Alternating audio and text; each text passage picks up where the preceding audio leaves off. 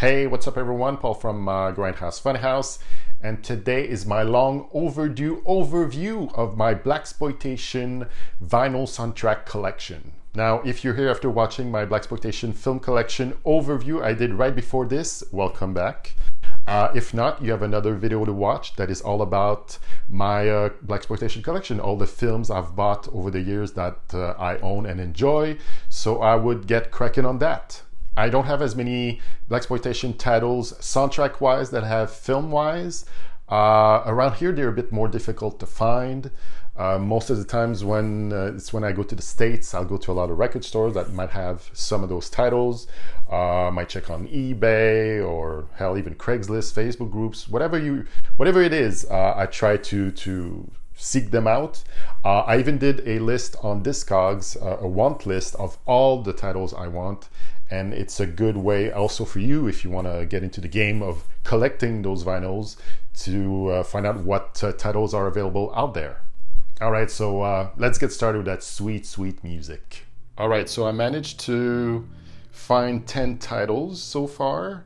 And what I like about these soundtracks is not only does it mix my love of soul music from the 70s, but movie soundtracks as well. So it's like the best of both worlds. And there's so many good soundtracks. Sometimes the soundtracks to those movies were actually better than the films themselves. I would say most of the time. Let's be real here. But all right, let's start this up. So the first one I have is Across 110th Street, right here. And the song written and performed by Bobby Womack. And it is an all-timer. It is a great song. And the score was composed by J.J. Johnson. And this is basically between Bobby Womack and J.J. Johnson, all the tracks on there. This is a reissue that I got, but I'm sure the first pressing is readily available out there somewhere. Up next, I got the godfather of soul himself, James Brown, and Black Caesar, the Fred Williamson gangster movie directed by Larry Cohen.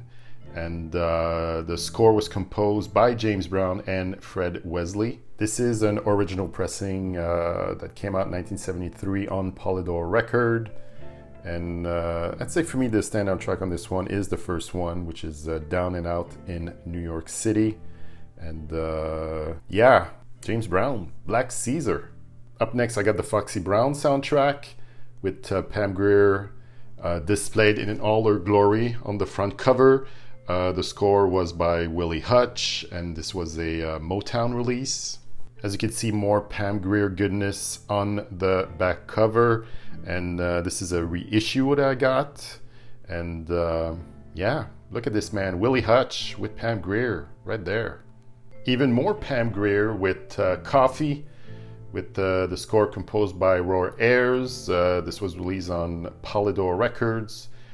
This is a reissue I got. I actually bought it on the same day that I bought Foxy Brown. The standout track on this one, and I think you'd agree with me, is Coffee is the Color. Coffee is the color. It's pretty good soul track. And yeah, that's it for Coffee here.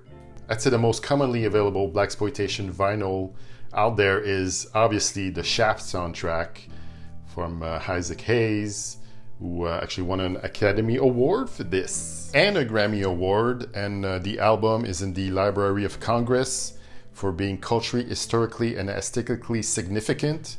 Damn right it is. This came out on the Stax record label, and this one is a gatefold, which you can see right here.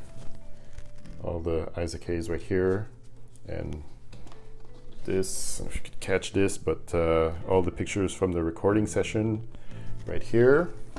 This is a pretty beat up copy I have. I'm sure I could find one easily in one of my favorite record stores, and I probably will get on this. And yeah, man, Shaft, one of the best soundtracks probably ever.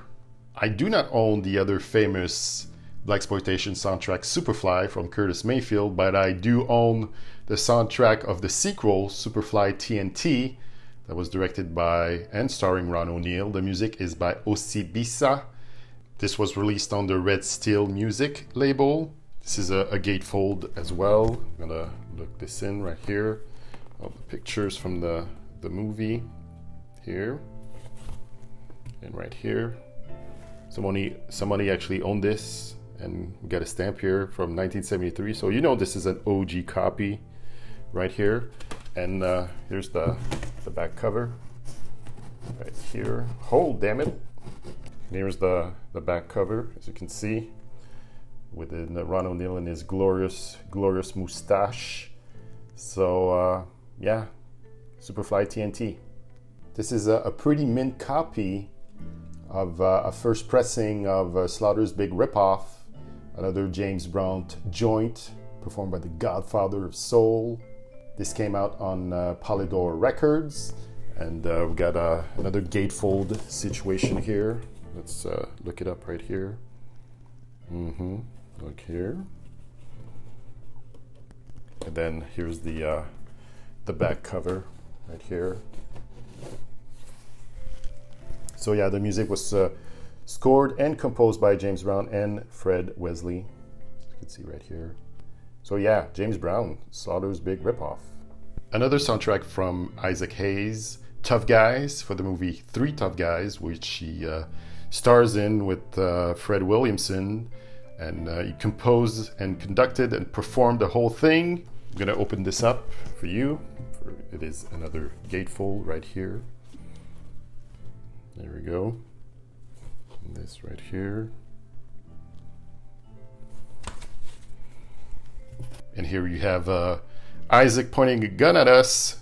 So yeah, Three Tough Guys, Isaac Hayes. This is the one and only soundtrack Marvin Gaye did for a movie, and that was for Trouble Man. This came out on Tamla Records, and this is a reissue. This is a really cool vinyl in that this one opens from the front. That's why I'm holding it right now, so you can see Mr. Gaye in all his glory right here. And then here's in the back, as you can see.